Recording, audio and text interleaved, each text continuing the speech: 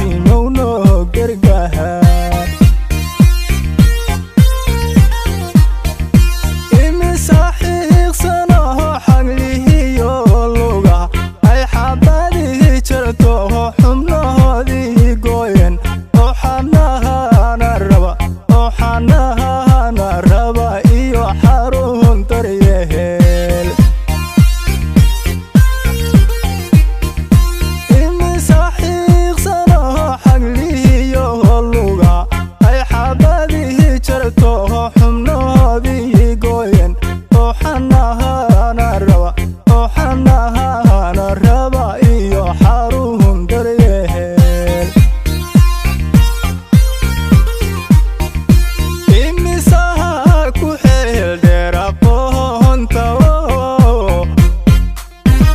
markii ay xaabiraan xafiisyada shaqada midaan xaraf aqoon xigto lagu qoraa imisaha ku xeel dheer aqoonta